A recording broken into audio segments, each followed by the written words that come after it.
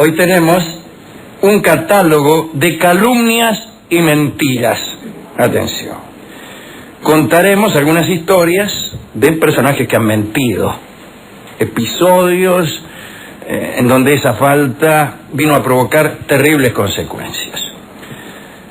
En los mitos griegos, la mentira aparece como una abstracción engendrada por Éter. Éter es la personificación del cielo superior. En realidad no es un mito muy interesante, el de la mentira. Es como el sueño, no tiene leyenda propia. Así que tiene una genealogía caprichosa. La mentira es hija del cielo, el cielo se juntó con la tierra y nacieron el mar. Pero también, fíjese, junto con el mar, el pesar, la ira y, como se ha dicho, la mentira. De más está decir que no me satisfacen estas genealogías, porque no son genealogías poéticas, sino caprichosas, más propias de un registro civil que de un poeta. Bien. Aparecen en los mitos unos seres poco conocidos que se encargan de castigar a los que mienten. Estos son los palicos. Eran dioses gemelos, oriundos de Sicilia, que en aquel entonces era Grecia también. A veces pasaban por ser hijos de Zeus y Talía, una de las musas, desde luego, no la cantante. Cuando lo llevaba en su seno, si me permiten la expresión, Talía, por temor a los celos de Hera, la mujer de Zeus, quiso ocultarse en el interior de la tierra. Su deseo se cumplió, y al llegar el momento de dar a luz, los niños, dos gemelos, salieron del suelo, como si fueran dos sandías realmente. Imagínense, la pobre madre estaba enterrada, ahí mismo, bajo la tierra, dio a luz. Hay gente para todo, ¿no? Sí, la verdad. ¿Y qué es lo que vieron los vecinos? Dos chicos que salían incluso por sus propios medios de la tierra, como si fueran sandías. Esta forma de nacer explicaba su nombre, palico, que significa los que vuelven. No sé por qué los que vuelven, que tiene devolvedora una sandía. De todos modos, había un culto a los palicos cerca del siniestro lago de Naftia, donde se producían unos fenómenos de lo más extraños. Y allí emanaba un fuerte olor a azufre, un olor ácido, ácido algún otro. Se decía que las aves que volaban sobre este lago morían enseguida, e incluso los hombres que se acercaban imprudentemente morían, pero no enseguida, sino a los 3 días. En aquel lugar, los mortales hacían sus juramentos y sus promesas. Cuando alguien quería afirmar una cosa, la escribía en una tablita, tiraba la tablita al lago. Si la tabla flotaba, la promesa era verdadera, y si se sumergía, la promesa era falsa. Es curioso modo de ver si era bueno el juramento. Es decir, no esperaban que usted cumpliera el juramento o lo incumpliera, sino esperaban que se hundiera o no se hundiera la tablita. No importa su conducta posterior. No importaba que se hundiera o no se hundiera la tablita. Hay mucha gente que vive de esa forma. ¿Cómo es eso? Claro, el símbolo es preferible a la cosa. Entonces, el símbolo de su mentira es una tablita que se hunde. No importa si usted dice la verdad, lo que importa es que se ha hundido la tablita. El símbolo que usted sabe manejar es que usted posee un registro. Sí. No importa si usted a la media cuadra se traga un árbol. Usted tiene registro, sabe. Y si Schumacher no tiene registro, no sabe. No sabe manejar. Esa es la cosa. Peor, usted va a una bruja y la bruja le dice que tal dama está enamorada de usted. Y entonces usted empieza a saltar, incluso pone su cuerpo en disposición erótica, se estimula. La mina está con otro tipo, en otra parte, y no le habla a usted durante años, pero usted, como ha recibido ese dictamen del oráculo, dice, fulana me ama. ¿Y la ves? No, nunca la veo. Pero me dijo una señora que yo voy a ver, que me quiere, así que fíjate vos. Sí, pobre el tipo que está con ella que no lo quiere, ¿no? Dirá uno. El tipo que está claro, uno con esa superioridad que tiene, que le quita una mina a otro, mientras los ve pasar en la voiturée del tipo, uno dice, pobre Gil. Y lo único que hace es dormir con ella los 7 días de la semana.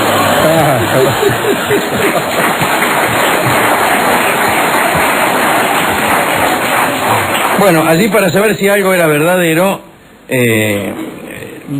verificaban la flotación de una tablilla. Los palicos, estos dioses gemelos, cegaban a los mentirosos, especialmente si los habían involucrado a ellos en algún juramento. Aparecen también en los mitos griegos unas pruebas que incumbían a las muchachas. Por ejemplo, Ródope era una chica que había prometido a la diosa Artemis conservar la virginidad. Se le prometía eso a la diosa Artemis porque era una diosa casta, odiaba el amor y amaba la caza. Afrodita, que al revés era la diosa del amor, irritada por aquel juramento de castidad, hizo que Ródope se enamorara de un joven pastor llamado Eutinico. Grecia estaba llena de pastores que lo último que hacían era cuidar ovejas. Se encontraron los dos, el Eutinico en el monte, y sucumbieron al amor, por decirlo de un modo elegante. Entonces Artemis, la diosa casta, castigó a Ródope, que incumplió aquel juramento de castidad, transformándola en una fuente llamada Estige, que brotaba en la misma gruta donde ella había perdido la virginidad. Esa fuente servía para probar a las jóvenes que decían permanecer vírgenes. Escribían su juramento también en una tablilla. Bosques y bosques se han talado en Grecia, nada más que por el gusto de jurar. Se ataban esta tablilla al cuello y se tiraban al agua. Normalmente el agua poco profunda les llegaba hasta la rodilla, como suele ocurrir en algunos versos. Pero si habían mentido y no eran todos los virginales que pretendían, el agua les subía hasta el cuello y finalmente las ahogaba. Así que ¿para qué mentir? En ese orden se contaba que cerca de Éfeso había una gruta donde el dios Pan había depositado la primera siringa. La siringa es esa flauta hecha con cañas de distinto largo, atadas unas al lado de la una al lado de la otra, como si fueran dos, digo. La del afilador, ¿no? La del afilador. Cuando pase el afilador y toca... disculpe que no tengo tiempo de buscar una flauta. Pero sábado a las 7 de la mañana. La escala por tonos, ¿no? Eso que toque el afilador es la siringa. Así que usted cuando le molesta el afilador con ese ruido, puede salir y decirle ¿por qué no toca la siringa? Manda a decir mi papá que por qué mejor. Porque mejor. Ya que está. Bien. El dios Pan había depositado en esa cueva, en esa gruta de Éfeso, la primera siringa, la siringa original. Esta gruta también servía para probar a los jóvenes que afirmaban ser vírgenes, como si fuera un asunto importante. ¿Qué me importa? Se las encerraba en la gruta y si eran realmente puras, se oía un son melodioso de la siringa.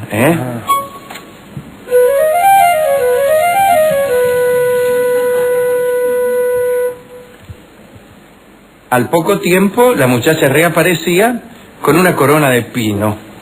En cambio, si se habían mentido, se oían otras melodías de siringa.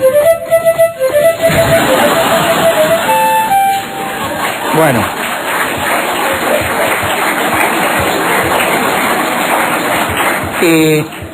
Y después la chica mentirosa desaparecía.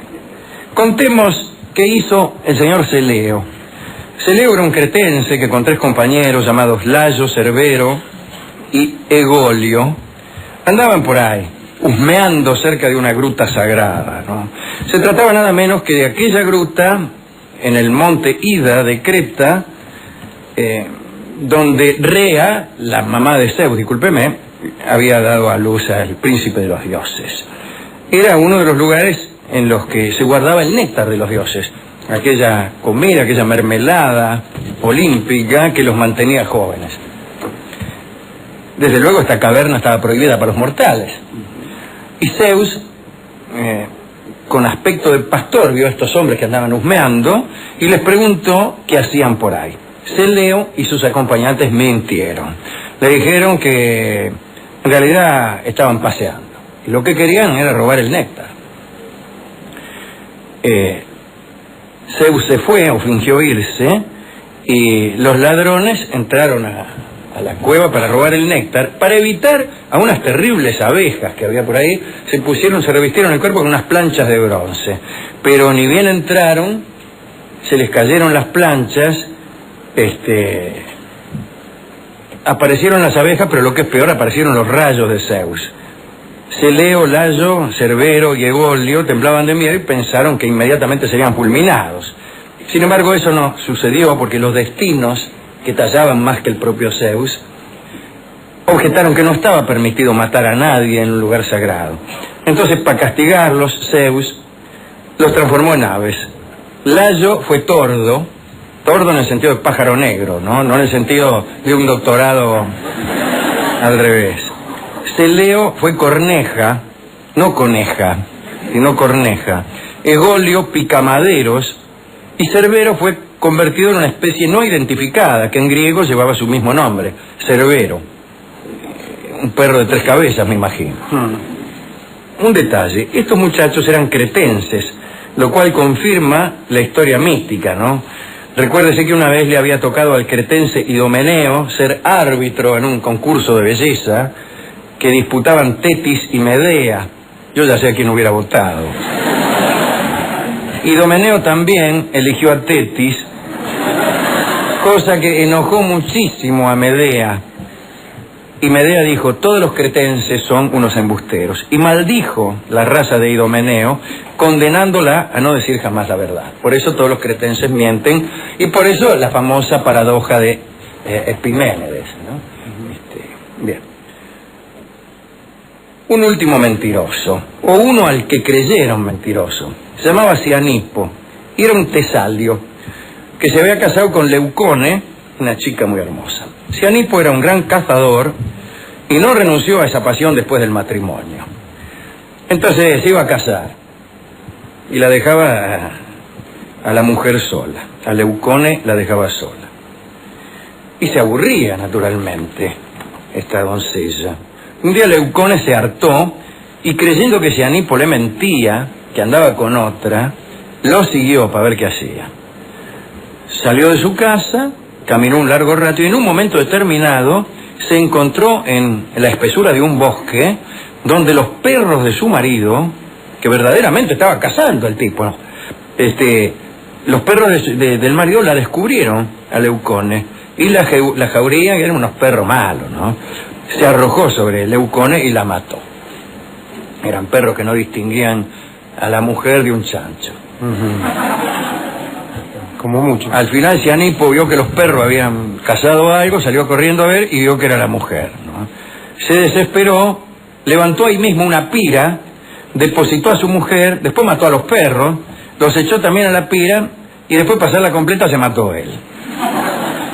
Se mató primero y después se arrojó a la pira.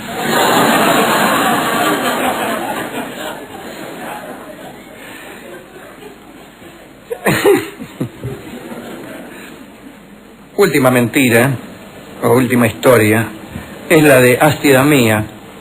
Durante una cacería, Peleo había dado muerte accidentalmente a uno de los cazadores que andaba con él, Euritión, y para purificarse del homicidio fue a ver a Acasto, rey de Yolco. Usted sabe que los griegos cada vez que mataban a uno se iban a purificar a lo que ellos consideraban el extranjero, que en realidad no era sino trasladarse unos pocos kilómetros, ir a otra ciudad, ya que se trataba de ciudades-estado.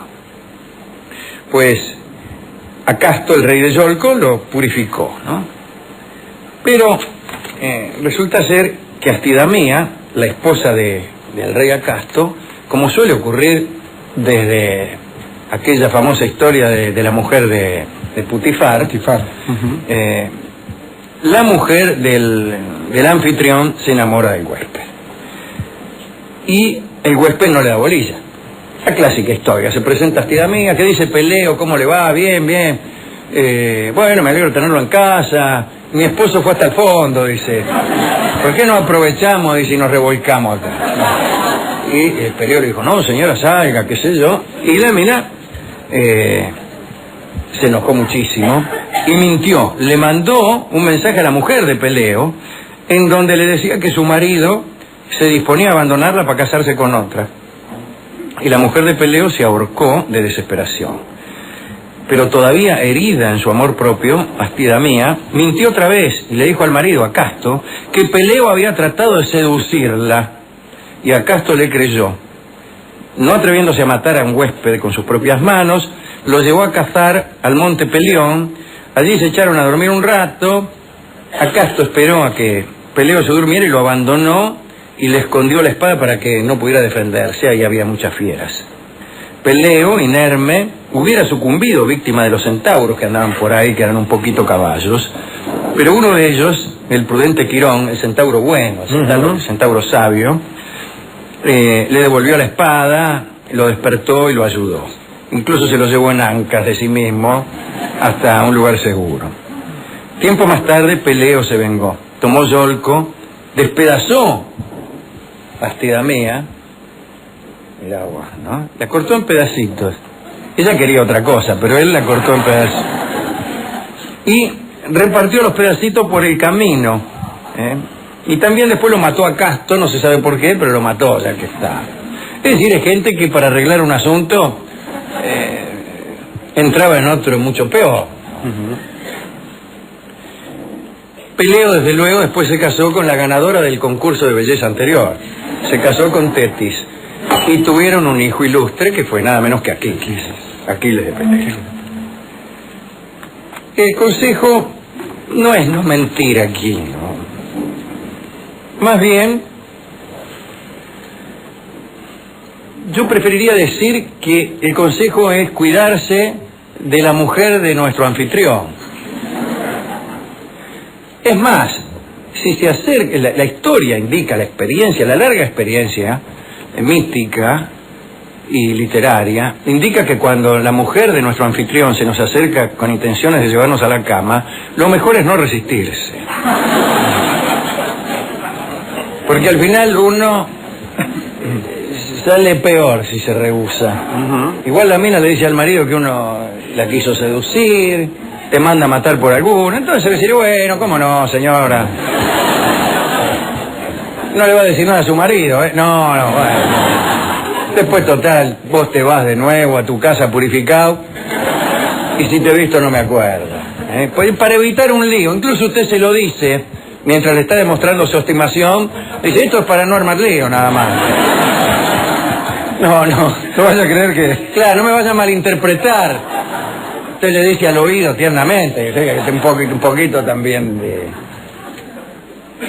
de caballerosidad. Bueno, ¿a quién quiere dedicar este torpe catálogo de mentiras? 3 dedicandos, Alejandro. En primer lugar, a Hegel, que creía, como muchas de las personas que usted nombró, que el símbolo mataba la cosa. Sí, y que ha teorizado al respecto. Y después a Celeo y sus amigos y a Ródope, porque ya que han mentido o incumplido promesas, y hay algunas razones por las que esto vale la pena hacerlo, son justamente por pelear contra la muerte o por pelear a favor del amor. Bueno, yo no sé a quién dedicarle esto. Sí, a los de la tablita, ¿no? A los que tenían previsto cumplir el juramento, pero no le dieron la oportunidad. No le dieron tiempo porque la tablita se les hundió y los mataron. Hemos ido a la discoteca a buscar un disco acerca de mentiras. Y el disco que encontramos se llama precisamente Mentiras. Y es la tonada salteña, en realidad no es una tonada salteña, es un capricho haberle puesto en los catálogos tonada salteña a esta que es una canción criolla, que tiene muy poco de salteño. Y sí muchísimo de los estilos y de los ritmos de la provincia de Buenos Aires. Así que escucharemos Mentiras en la versión clásica de Carlos Gardel. Adelante.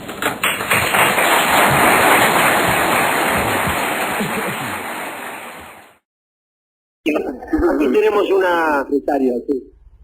Yo estoy harto de oír la historia de, y todos ustedes también seguramente, y oír la historia esta de la caja de Pandora, donde se dice que estaban los 7 pecados capitales y al final queda la esperanza. Bueno, no es así. Revelaciones es un poco más difícil que eso. Y vamos a recordar un poco cómo es la historia, por ahí nos llevamos a alguna sorpresa. Empecemos por Prometeo. ¿Ustedes se acuerdan de Prometeo, aquel ñato? Tenía 4 hermanos. Mejor dicho, tenía 3 hermanos. Eran ellos 4 hermanos, los hijos de Japeto. ¿Qué tal, Japeto? Creo que vienen los indios. Bien. Eran Prometeo, Epimeteo, Meneceo y Atlante, o Atlas. O Atlas. Atlante, según se dice, gobernaba la Atlántida. Ahí viene toda la aburridísima leyenda de la Atlántida, que era tan grande como la Asia y el África, que estaba donde ahora está el Océano Atlántico, que era gente muy próspera, pero que su codicia molesta a Zeus, que permite que los derroten sin ayuda a los atenienses, y finalmente les manda de Yapa un cataclismo que hunde aquel continente, etcétera, etcétera. Y desde entonces, cada isla de porquería que se encuentra por ahí, empiezan a probar con qué es la Atlántida, cada barco que se pierde, cada triángulo de las Bermudas, cada infeliz que escribe un libro, empieza a jorobar con la Atlántida y uno ya está harto de Atlántida. Editorial. Pero lo más... Acá andamos fenómenos. Lo más divertido de la vida de Atlante fue que siempre estaba en el bando contrario al que ganaba. ¿Me recuerda a alguien? Claro, sí. Participó en la lucha entre Zeus y Crono y los titanes, a favor de los titanes que perdieron. Entonces, además, era gobernador de la Atlántida, así que ya venía mal, le habían hundido el país que gobernaba. Bueno, le ha pasado a muchos otros Sí, ha pasado a muchos, más panchos, y ahí están. Bueno, y Zeus lo condena a sostener la bóveda celeste sobre sus espaldas, lo cual sigue haciendo hasta ahora. Basta con mirar hacia abajo. Basta con mirar, no, te mira hacia el cielo y ves que está perfectamente sostenido. ¿Por qué? Porque Atlas está firme ahí como piojo de peluca desde hace miles y miles de años. Salvo un pequeño recreo que tuvo que alguna vez... Claro, un pequeño recreo, que alguna vez lo contaré. Bien. Bueno, ese era uno de los hermanos de Prometeo. Prometeo, en cambio, luchó a favor de Zeus y persuadió a su otro hermano, Epimeteo, ya que Meneceo era finado, que hiciera lo mismo. Si lucha por el lado de Zeus, que va a ganar, gana Zeus, consigue ciertos acomodos, la diosa Atenea le enseña la ciencia, la metalurgia, bueno, lo hace sabio. Algunos dicen que él es nada menos que el creador del género humano, que con arcilla modeló los primeros hombres. A la manera de la historia del golem, pero un poco más afortunada. Muy bien, este era Prometeo. Lo voy a decir de nuevo. Este era Prometeo. Un día se produce una disputa, una cuestión burocrática en los rituales. Se disputaba sobre qué partes de un toro sacrificado deben ofrecerse a los dioses, bueno, y qué partes deben quedarse los hombres para utilizar y para comerse. Entonces invitó a Prometeo, ahí estaba Zeus, abogando por los dioses, no, que a mí me van a encajar esto y aquello, y lo invitan a Prometeo a oficiar como juez. Prometeo, que por cierto tenía una gran simpatía por los hombres, y a lo mejor hasta él mismo era su creador. Prometeo era un titán. Hizo lo siguiente, desolló y descuartizó 2 toros, y después coció la piel del toro, mejor dicho, un toro, no 2 toros. Dije 2 toros, 2 toros, sí, 2 toros. Quiero decir que dividió el asunto en 2 partes, coció la piel del toro, hizo 2 bolsas. En una bolsa metió toda la carne del toro, pero la ocultó debajo de la parte del estómago, que es un sodape del toro que nadie lo quería. Ni lo quiere tampoco aquí el estómago del toro, es la parte menos apetecible. Y en el otro estaban los huesos nada más. Pero arriba de los huesos puso una prometedora capa de grasa. Y entonces le dijo a Zeus, bueno, elegí a ver cuál te gusta. Y Zeus eligió rápidamente la capa de grasa y después se encontró con los huesos. Y dice, pará, ¿qué me hicieron? Y Prometeo, que se reía por atrás, dijo aquella famosa frase que es pelito para vieja. Tiene capa de grasa. Claro. Desde entonces, durante toda la antigüedad clásica, la parte del toro de los dioses fue esa. Los huesos y un cacho de grasa. y la nerca y todo lo demás se lo comían los muchachos. Pero Zeus se enojó, dice, ¿cómo? A mí me venís con esta parada. Cobrando al... No, Así no. que te reís. Muy bien, dice Taquena. Gracioso, te voy a pensarte. Bueno, dice, ahora, de bronca nomás, ¿viste? Yo los privo del uso del fuego. Así que si se van a comer la carne, se la morfan cruda. Crudita, sí. Cruda. Y empezaron los hombres a comer la carne cruda, que es horrible. A veces horrible cocida, calculé este cruda. Muy bien. Prometeo, que no era Gil, la fue a ver a su amiga Atenea, una de las diosas. Y le dijo, che, dice, vos no me podés dejar entrar al Olimpo de Colau. Está loco, dice, ¿cómo te vas a meter al Olimpo? Dice, es la morada de los dioses. ¿Cómo vas a entrar vos? Dice, pero abrime un cacho la tapuera. Dice, yo entro un ratito, nada más, cosa 15 minutos dentro. Para ver cómo está el ambiente. Claro, tengo que hacer una cosa ahí, dice, y me las tomo. Vos dice, entra que no te vea nadie. Pará un cacho. Dale ahora, pasa. Metele. Y entró Prometeo al Olimpo. Se dirigió a donde estaba el carro ígneo del Sol. Como todos ustedes saben, este cuento de que el Sol es el centro del sistema solar y que es una estrella y que eso es un cuento. Lo que hay es que hay un carro ígneo Que maneja Apolo o a veces Faetón, su hijo. claro, y que anda por ahí por el cielo. El tipo se acercó, Prometeo, al carro ígneo del Sol y allí prendió una astillita. Prendió la astillita y la escondió en el hueco, en la oquedad de una caña. Se llama, la cañaleja se llama eso, donde ese huequito que tiene las cañas. Y se las tomó. Y ahí agarró y le pasó otra vez el fuego a los mortales. Toma, dice, fui al Olimpo y me choré el fuego. Gracias por el fuego. Bueno, muy bien. Bueno, cuando se enteró Zeus, dice, pero mira que no me hace...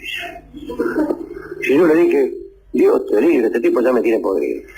Y como lo tenía entre ceja y ceja porque era demasiado vivo para el gusto de Zeus, porque ya no le gustó que Atenea le enseñara la ciencia y la tecnología y qué sé yo, y dice, mira, yo me voy a vengar, párate un cacho. Y ahí nomás le ordena a Hefestos que le haga una mujer de arcilla. Hefestos, el más banáusico de todos los dioses, quiero decir, aquel que tenía más habilidades concretas, Sí. lo cual era despreciado por los griegos, desde luego. Pero ya hablaremos o hablamos de eso. A los 4 vientos les encarga que le insuflen vida a esa mujer de arcilla, que por cierto era hermosísima. Los 4 vientos soplan, siempre la vida en todas las mitologías se inicia con un soplo, a punto tal que la palabra alma, ánima, quiere decir también soplo. Un animador es un tipo que sopla. Sí, a veces infla incluso. Sí, muchas veces. Sobre esto yo tengo un pequeño descubrimiento, que es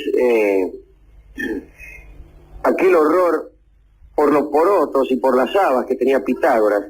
Pitágoras creía en la transmigración de las habas, de las habas también, Sí. pero creía en la transmigración de las almas y prohibía a sus adeptos comer habas, porque decía que a él le parecía que las almas de las personas bien podían refugiarse siquiera por un tiempo en las habas, vamos, en los porotos. Y entonces uno corría el riesgo de comerse el alma de alguien. ¿Por qué pensaba esto? Bueno, la explicación tiene un costado erudito y mítico, Y otro y gastronómico. el propio de un filólogo en pantuflas, como uno, y otro gastronómico. Por un lado, Gastronómico digestivo, digamos. claro, y casi escatológico. Sí. Depende del momento en que... Depende del momento en que uno lo diga y cómo. Por un lado está lo que acabo de decir, aquella relación entre el soplido y el alma, que no es otra cosa. Y por el otro está una característica del poroto, que produce justamente esa clase de fenómenos. Entonces, por eso tenía miedo Pitágoras de comerse el alma de alguno. Es inútil, decían algunos, si me permiten el eufemismo. Se le va el alma del cuerpo. Sí, el divino pero bien. botón.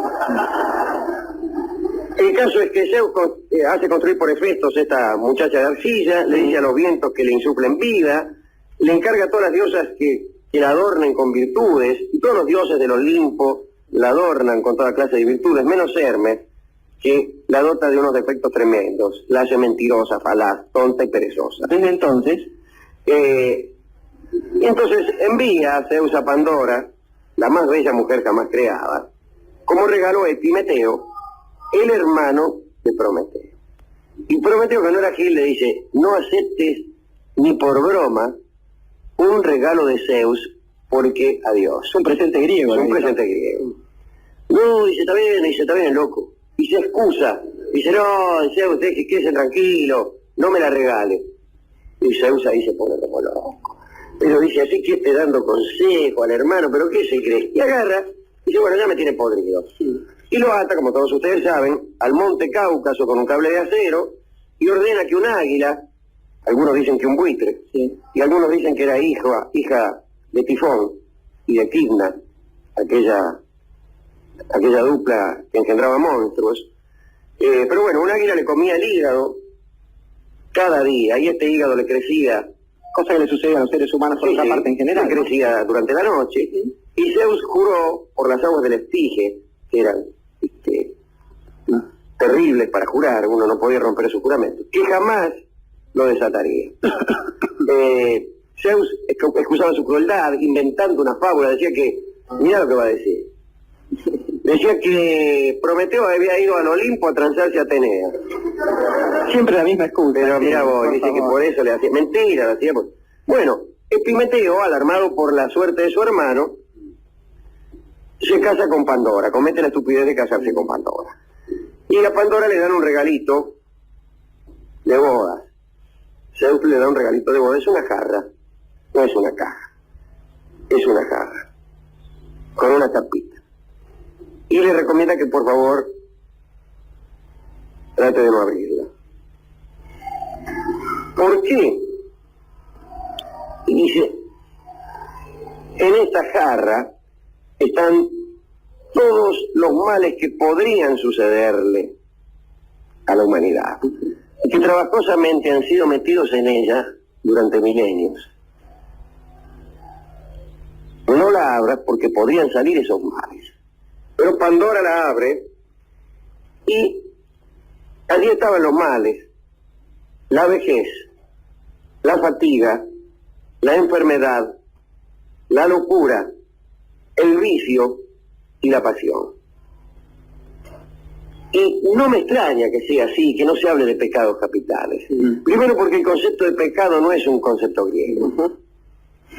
Sí, el concepto de vicio es un concepto griego, pero no en tanto que pecado, sino en tanto que esclavitud. Y que esclavitud y que exceso, por aquello de la... Claro, lo mismo la pasión, ¿no? Estaba mal el vicio y la pasión, pero porque el hombre era esclavo de ellos, no por un concepto de pecado, de pecar contra una normativa, no. Y ahí que cualquier práctica tuviese que ver justamente no con la práctica en sí, ya sea la fornicación, por ejemplo, o el consumo de alguna sustancia química, sino con la cantidad que se consumía eso, la forma en que se lo practicaba. O era con sofrosine, o sea, con equilibrio y armonía, o con hibris, que es todo en su medida y armoniosamente, como dijo Pericles. La vejez, la fatiga, la enfermedad, la locura, el vicio y la pasión, sí, primeramente atacan a la propia Pandora y al pobre Epimeteo. Empiezan a herir sus cuerpos, empiezan a sentir eso, lo que es el cansancio, lo que es la vejez, la locura, el vicio, etc. Y después a toda la humanidad. Y es tremendo. Pero hay alguien que salva las cosas, y que es la esperanza engañosa. La esperanza engañosa que, mintiendo, consigue evitar que todos los hombres se suiciden en masa. No estás tan loco, no estás tan viejo, Claro, etcétera. mintiendo. No es la esperanza como salvación, es la esperanza engañosa, la que queda así, y las que engaña a todos los hombres y hace creer que su condición después de todo no es tan miserable e impide el suicidio.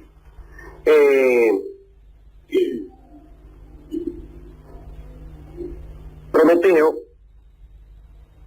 la humanidad, como todos ustedes saben, terminó mal. Se comió todos esos garrones que había dentro de la caja de Pandora. Bueno, después Pandora y su marido Epimeteo engendraron a Pirra, que fue la primera mujer que se salvó del diluvio, pero de eso hablaremos otro día.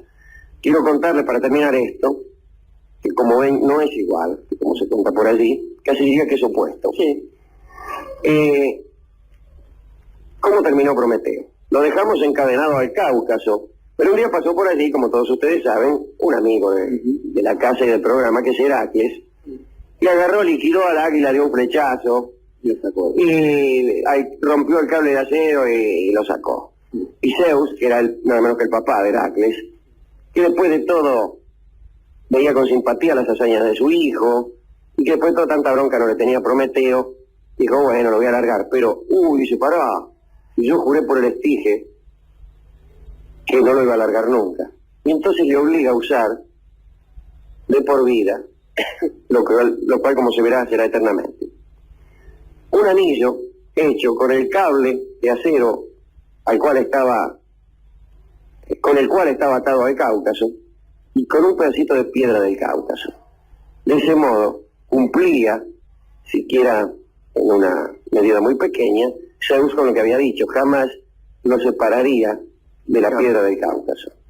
Pero aún más liga Prometeo. Resulta que un día Quirón, el centauro, no era inmortal Prometeo, era mortal. Le cabía morirse como cualquiera. Y un día Heracles, con una de sus flechas terribles, hiere a Quirón, el centauro. Y el pobre centauro empieza con un dolor que se volvía loco. Pero como era inmortal, no podía ni siquiera morirse. Estaba condenado a padecer eternamente y empieza a gestionar burocracias, olímpicas, que alguien tomara a su cargo su inmortalidad para poder morirse ahí mismo. Y ahí pasaba Prometeo y dice, no, dámela a mí. Total, muere Quirón y se hace cargo de aquella inmortalidad que parece que más que un don era un puesto. Era una vacante. Y ahí se queda con la inmortalidad y ahí debe estar todavía. Lo más tranquilo Prometeo con su anillito de piedra del Cáucaso, ahí de un lado para otro. Pero me gustó esta historia, que no es la misma. No es la esperanza que nos salvará a todos, la esperanza que nos engañará a todos. Y no son los pecados, hijos de nuestra inconducta, sino son los males propios de nuestra finitud, de nuestra miserable condición. Hay evidentemente esto no es un mito, creo que es una fábula inventada por Hesíodo, un carácter antifeminista bastante marcado, ¿no? Casi como aquellos vodevils en contra de las mujeres, de las suegras, del matrimonio, de esta cosa. Algunos programas de radio inclusive. Y algunos programas de radio inclusive, por ejemplo pero ¿a quién podemos dedicar algo? Bueno, naturalmente deberíamos, creo, Alejandro, empezar por el querido Prometeo, pero en general Prometeo encarna, igual que algunas otras figuras que irán apareciendo después a lo largo de este programa seguramente, cierta forma de colocarse en la vida, cierta forma que en principio para venir a estos pagos me recuerda mucho a aquella situación en la que un sargento al mando de una patrulla se enfrenta a un cimarrón y dice que no se puede dejar que se mate así un valiente y se pone del lado de Fierro, nuestro amigo Tadeo Isidoro Cruz, el sargento. Y también pensaba en otro muchacho, uno que anduvo allá por Galilea y que en algún momento, pese a esa miserable condición que nos reúne no solo aquí en el Salón La Sonda, sino en general en toda la especie humana, es aquello en lo cual consistimos. Quiero decir, miserable y todo, es esa la condición humana para todos aquellos entonces que, sabiendo que en esa basura consistimos, han sabido ponerse del lado de los que estaban más jorobados. Muy bien. ¿Y qué podemos ofrecerle a este Prometeo, a este previsor, que eso quiere decir en griego o algo por el estilo? Si se trata de un previsor es casi necesario ofrecerle una buena mirada, una mirada bella, una mirada que de alguna manera lo coloque. Que quizá era la de Pandora. Pandora debió tener ojos verdes. Y esta canción impresionante que canta don Miguel de Molina es para las Pandoras, para las mujeres bellas dotadas de vida por los vientos y de virtudes por las diosas. Adelante. La referencia no era... Esto es tan sencillo, pero por ahí vale la pena decirlo. Hay, llamémosle, entidades artísticas, hechos artísticos, me refiero a libros, a canciones, a programas de radio, de televisión, cuadros. Pero bueno, hechos artísticos que son buenos y exitosos. Por ejemplo, los valses de Chopin. Hay hechos artísticos que son buenos pero no tienen éxito, tienen poco éxito de público. Por ejemplo, la música de Béla Bartók. Digamos que no es popular. Hay hechos artísticos que son malos pero sí tienen éxito. Y en los ejemplos sobran. Por ejemplo, elija cualquiera. Elija cualquiera, pero sí, digamos, Guns N' Roses. Y y hay otros que son malos y no tienen éxito. Por ejemplo, este programa. Bien. La banda de Fito, Homero y el Koala piden pastillas de carbón para Homero que le quemen la cama al coser. Los refutadores de leyendas tienen eso. Abuela.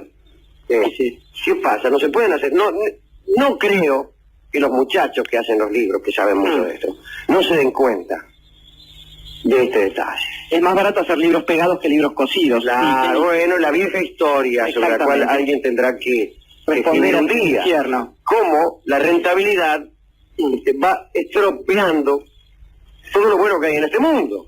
Todo lo bueno. Los libros se hacen pegados porque es más barato. Claro, usted lo lee una vez y lo tiene que tirar. Los edificios se hacen sin escalera de incendio porque es más barato. Claro, usted se muere, pero bueno. Pero es más barato morirse que seguir vivo, le garanto. Sí, seguro. María Laura de acá nomás pregunta... Eso es lo malo. El día que sea más barato no morirse, seremos inmortales.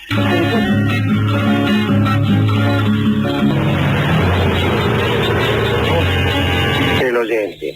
¿No le parece que la cantidad de personas serviría para señalar el éxito? Y no si uno está equivocado o no. Efectivamente así es. Javier, que es el autor del... Lo que quise decir es que en todo caso la equivocación era multitudinaria, pero de ningún modo he pretendido avalar la calidad artística de este programa con una situación de rating. Incluso hemos señalado esto mismo hace algunos minutos en este mismo programa. De ningún modo creo yo que un aplauso, que un éxito sostenido signifiquen nada. Alguna vez he dicho que el talento de un hombre no está sujeto a comicio. Y ha habido hombres de mucho talento que no han sido reconocidos por nadie. Y ha habido hombres, y hay hombres de poquísimo talento que tienen muchísimo éxito. De manera que no seré yo tan torpe de apoyarme en ciertos números de las mediciones de audiencia, en la presencia de más o menos público. No. Sí he querido señalarle al amigo que en todo caso, si era que se estaban diciendo tonterías, éramos muchos los que diariamente las compartíamos, y que tal vez entonces era necesaria una equivocación multitudinaria, pero sin dejar de recordar que muchas veces se producen esas equivocaciones multitudinarias, y que bien podría ser este uno de esos casos, pero también podría no serlo. Sobre eso se encargan de hablar... ¿Quién es? teléfono. Sobre eso se encargan de hablar otras cosas y otras voces, que no son las del rating, las del aplauso, o las del halago fácil de la muchedumbre. Gracias, muchachos, nos vamos, porque acá viene el tipo de al lado, ¿cómo se llama? Ahí está, el dueño acá, el señor Baracel, que tiene que baldear. Acá. Así que, con un balde en la mano parece mentira. Mañana dan el desayuno acá. Claro, acá mismo dan el desayuno, sí. Y algunos oyentes se hacen los gilastros, y se quedan acá para ver si se ligan un café con leche o algo. Sí. Pero lo vamos a descubrir. Sí. Vamos a denunciar quiénes son. Sí, vamos a denunciar. Ahí hay uno, mire. Sí. Bueno, gracias por estar robando un churro. Nos vemos cualquier día. Bueno, vamos a hablar entonces del bandolero José María Hinojosa Covacho, también llamado el Tempranillo. Es un lindo nombre para un bandolero. Jauja es una aldea perteneciente a la ciudad de Lucena, ubicada en la campiña cordobesa. Me refiero a Córdoba, la Sultana, en España. En aquella aldea, en 1805, nació un niño y le pusieron José María. Era hijo de Juan Hinojosa y María Covacho. La madre del niño era una dama de extraordinaria hermosura. Parece que la vida de aquel matrimonio era difícil. Juan Hinojosa trabajaba en el campo, pero por esos tiempos la sequía era tan terrible que nada crecía en el campo, y lo único que se podía hacer era salir de caza, a cazar. Un día, cuando José María ya tenía 11 años, Juan, el papá, fue hallado malherido. Lo encontraron unos arrieros que lo conocían, lo llevaron hasta su casa y poco después Hinojosa murió sin poder informar acerca de lo que le había sucedido. José María, que era monaguillo, dejó la iglesia, imagínese, y salió a trabajar para poder sostener a su madre. Trabajó durante mucho tiempo para un vecino gitano. Pasaron algunos, no sé, le ayudaría a adivinar. Pasaron algunos años y el gitano, viendo que José María ya era un mozo, resolvió revelarle las circunstancias en las que había muerto su padre. Le dijo, mirá, ya eres un hombre adulto, te diré cómo murió tu padre. Y le contó que el tipo había sido muerto por los disparos de uno de los más ricos hacendados de la región. Además, el gitano contó que en realidad aquel hombre pretendía matar al padre de José María para poder seducir a la madre sin obstáculos. Qué feo. Siempre el marido de una dama es más bien un obstáculo para la seducción. Bueno, entonces José María decidió vengarse. Digo, bueno, fenómeno, me voy a vengar. Y lo hizo muy sencillamente, que es como conviene. Esperó al tipo en un recodo del camino que conducía a Aguilar de la Frontera, le salió al paso y lo liquidó de un tiro. Y entonces volvió a la casa del gitano y le contó lo que había sucedido. Es más sencillo no pudo ser realmente. Pero el gitano no estaba, así que no sé cómo se lo contó. En realidad se lo fue a contar, pero el gitano no estaba. Habrá empezado a hablar solo, vio cómo es uno cuando acaba de pegarle un tiro a un hacendado en un camino que lleva a Aguilar de la Frontera. Ahora, muy bien, al rato encontró en la casa del gitano, mientras hablaba solo, a una amante del gitano que lo estaba esperando. Se llamaba María Fuensanta. ¿Qué está haciendo, señorita? Aquí estoy esperando al gitano que es mi amante. Pues la mujer, sorprendida por la precocidad de José María en esto de cometer asesinatos, ya que el tipo no vaciló en contárselo a esta chica ante la ausencia de todo gitano, asombrado por la precocidad, lo llamó el Tempranillo, y así se lo conoció en la historia. El Tempranillo de aquí, el Tempranillo de allá. Bien, el Tempranillo, para evitar la acción de la justicia, se marchó a las sierras, que es lo que hace uno en aquellas regiones cuando comete un delito. Y empezó a vivir oculto allí, ya que bastó con contárselo a esta mujer para que lo supiera todo el mundo, ¿no? Cada tanto regresaba a encontrarse ¿con quién? Con esa mujer, con María Fuensanta, porque me olvidé de decir que mientras esperaban al gitano y una vez que el Tempranillo hubo terminado su relato, tanto para matar el tedio se hicieron amantes. Y cada tanto el tipo volvía de la sierra y le hacía una visita a la Fuensanta. Pero un día coincidió la visita de José María con la del gitano, que continuaba siendo el amante. Es decir, la mina tenía dos amantes, uno en la legalidad del comercio, que era el gitano, y el otro en la ilegalidad de las sierras. Justo un día cayeron los dos a la misma hora, y el gitano, muerto de celos, le prohibió al Tempranillo que volviera a aparecer por ahí. Le dijo, te prohíbo, oh Tempranilio, que vuelvas a aparecer por aquí. Pero el Tempranilio le dijo al gitano que no pensaba cumplir con esa orden, y ahí nomás se batieron a cuchillo.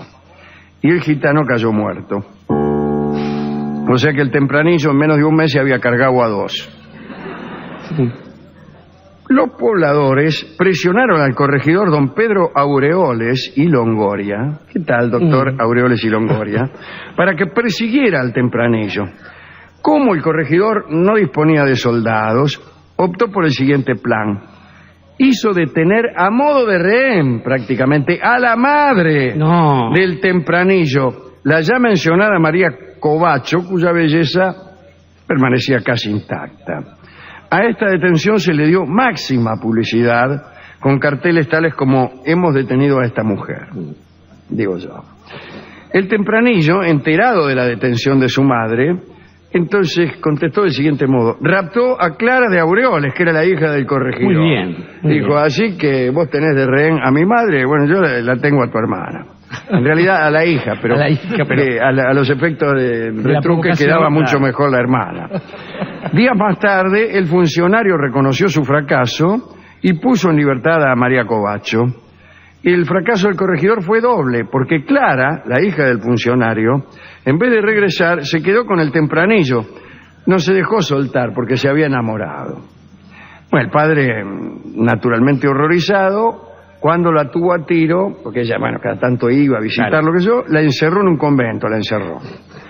Incluso acá se dice que cuando el corregidor murió, Clara salió del convento, fue a buscar al Tempranillo y fueron novios un tiempo. Acá todo se soluciona con la muerte de una persona, ¿no? El caso es que el Tempranillo un día reunió a unos hombres y formó una banda para robar en los caminos. Dijo, tengo que ser alguien en la vida. Muy bien. Y sus compañeros más importantes eran el Reynoso, el Nero y el Veneno.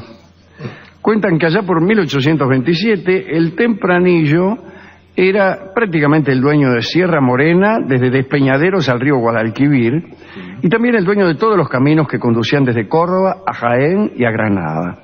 El rey Carlos IV había redactado, porque no era Carlos IV el rey ciertamente, había redactado una ley en 1804 a la que Fernando VII, que sí era el rey, dio curso. Fernando VII, el de larga fama. Sí, por la farsa de Bayona y porque era lo que nos hizo el mayo del 10. Y también porque, según parece, jugaba al billar y los cortesanos le dejaban pagas las carambolas.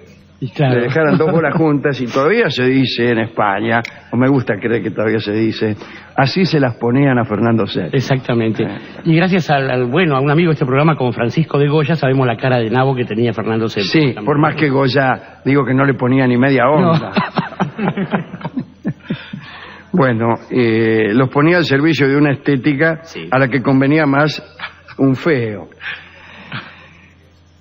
Y bueno, esta ley decía que todos los corregidores tenían amplia facultad para ejecutar a los bandoleros allí donde los prendieran.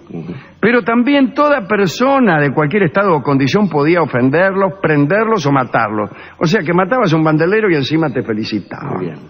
La Real Audiencia de Córdoba tentó a sus habitantes a buscar al Tempranillo y ofreció 8.000 reales, que era mucho, a quien lo entregara con o sin vida. Y lo que sigue es propio de un mundo sin medios de comunicación. Tan pronto como el Tempranillo supo que por él se pagarían 8.000 reales, fue hasta la sede del gobierno civil de Córdoba, entró sin ser reconocido y preguntó por el gobernador. El empleado que le salió al encuentro le manifestó que no podía recibirlo. El Tempranillo insistió y le dijo que el asunto que lo llevaba hasta allí estaba relacionado con el Tempranillo. Entonces fue recibido por el gobernador. Cuando quedó solo frente al funcionario, siempre sin ser reconocido, ¿no? Le dijo, ¿le puedo decir algo acerca de ese hombre que usted busca? Pero usted me tiene que mostrar los 8.000 reales de la recompensa. Lo que tengo que decir es muy importante, así que hasta que no vea los 8.000 reales uno arriba del otro, yo no voy a empezar a hablar. Muy bien, el gobernador abrió un cajón y le mostró la guita. Y entonces el visitante dijo, bueno, aquí me he traído. Soy el Tempranillo y vengo a buscar mi precio. Le encajó unas trompadas al gobernador, lo ató, se agarró la guita y salió lo más tranquilo. Todas las tropas que tuvieron a cargo del seguimiento del Tempranillo resultaron ineficaces. Muchos propietarios indignados, veo que el propietario enseguida atiende a la indignación. Sí. Primera característica del poseedor de un bien. Sí. Del poseedor de un bien, de aquel que detenta un derecho real, es que se indigna. Se indigna porque ve que otros le codicean el bien real. Bien, entonces recurrieron al rey y pidieron algo curioso. Pidieron que se perdonara a los bandoleros. Creyeron que ese era el único modo de terminar con el bandolerismo. Es decir, le perdonaron si prometían no volver a ser bandoleros. Y en agosto de 1832 el rey Fernando VII concedió el perdón a las 3 cuadrillas de los bandoleros más importantes del reino. Todos los perdonados conservaron, incluso como legalizados, bienes legítimos, todo lo que habían afanado, se comprometieron a vivir honradamente, de manera pacífica y bajo las órdenes del rey. El Tempranillo lo aceptó y más tarde, siguiendo indicaciones del rey, armó un escuadrón de caballería y pasó de ladrón a vigilante. Bien. Sí. Estos escuadrones de antiguos bandoleros fueron conocidos como contrapartidas. Se enfrentaron al antiguo gremio que muchos de ellos se habían rehusado a abandonar. Sí. O también había ladrones nuevos que no habían sido perdonados porque todavía no habían cometido ningún delito. Y no te pueden perdonar por un delito que todavía no cometí. A cuenta. Perdóneme, padre, a cuenta que el sábado tengo una fiesta. Y resulta que el Tempranillo atacó a un tipo llamado El Barba, que tenía una banda nueva, y lo mataron. Y así terminó la historia. Este Tempranillo, que también fue tempranillo para morir, porque era ¿no? muy joven, ¿no? Y aquí estoy. Eso es una linda historia. A mí me gustó la parte donde el tempranillo, sin ser reconocido, entra. A mí me contaron que eso lo hizo John Dillinger. Sí. John Dillinger se metió en una comisaría o en una agencia del FBI, allí donde estaba el entonces joven Hoover, o alguno de sus... Sí, no, sí vienen por ahí, porque el FBI estaba justamente, Claro, se crea claro. para Y se metió ahí a curiosear. Dillinger. Y lo estaban buscando, era el enemigo público número uno. Claro. Lo buscaban por todo el país, el tipo se metió ahí adentro de la comisaría, estuvo un rato, preguntó 3 giladas y se fue. Es extraordinario. Maravilloso. Y otra cosa me cuentan que Dillinger estuvo en el velorio de la madre de George Raft. Ajá, del El villano actor, que hacía de villano en las películas de exactamente, Hollywood. el actor George Raft estaba en el velorio de su madre y, buscado por toda la policía, apareció Dillinger. No está mal. A mí me busca toda la policía, pero cumplo con los amigos. Al velorio de un amigo ven. Claro, muy bien. Hay otras historias reflejas en esta, querido Alejandro. Estaba pensando en el caso de Pat Garrett, aquel delincuente conocidísimo en los Estados Unidos, que alguna vez fue beneficiado con el indulto y cuando, semanas después, con el encargo de asumir la jefatura de un pueblito perdido del oeste. Y cuando poco después llegó su amigo, Billy the Kid, Pat Garrett le dijo que él ahora se había hecho bueno y se batieron a duelo y lo reventó al Billy the Kid, que murió ahí mismo. Pero me parece que esto de pasarse del delito a la ley tiene una contrapartida mucho más interesante en nuestra historia, que es la de un hombre que, perteneciendo al campo de la ley, Tadeo Isidoro eran sus nombres de pila, se pasó al lado marginal, al lado que estaba en contra de esa ley, que era ejecutor de injusticias. Digo, el sargento Cruz, cuando por no dejar que se mate hacia un valiente, se pasa del lado del Martín Fierro. Y aquí le voy a decir una cosa que es obvia, que no soy yo el primero en pensar, pero no siempre la ley y la justicia corren del mismo lado. Claro, ciertamente. No siempre la ley y la bondad y la benevolencia corren del mismo lado. Las instituciones y las no autoridades. siempre el poder y las instituciones que supuestamente lo representan están del mismo lado. Muchas veces el bien no está del lado de la ley, muchas veces el poder no está del lado del que gobierna. Y estas contradicciones es preciso advertirlas para no tomar automáticamente posición. Partido, claro. De todos modos conviene ser muy cuidadoso, porque tampoco es exactamente al revés siempre. No. Hay gente que tiende a simpatizar con todos los chorros solo porque tiene bronca a los vigilantes. No. Convengamos que en ciertos tiempos, allí comienzos del siglo XIX, el poder de la monarquía, que ya era un poder ciertamente demasiado, evidentemente injusto, el poder del totalitarismo, Fernando VII fue un miserable que además traicionó la causa de los reformistas, y además recordemos cómo había sido la historia de la mamá del Tempranillo, ¿no? Que había sido seducida intentado seducir una por un hacendado. tipo que mató al marido. Sí, condados hacen condados los hacentados, decía otro muchacho de por allá. Y en general creo, Alejandro, que quienes se merecen una dedicatoria, además de Guillermo Tell o Robin Hood, si alguna vez nos hubieran interesado, digo, algunos paisanos nuestros que han quedado siempre del lado que no correspondía, más allá de su escasa percepción del bien y del mal. Pienso en Bairoleto, en Hormiga Negra, claro. Y en alguien que quizás ya podamos decir el mitológico Juan Moreira. Aquellos que, sabiendo que allí donde hay una necesidad hay un derecho, piensan que donde hay una injusticia es necesario que alguien se plante frente a ella, aún sin medios, de puro guapo nomás. De puro guapo se llama el tango que vamos a escuchar en la versión de Horacio Salgán y Ubaldo de Lío. Adelante.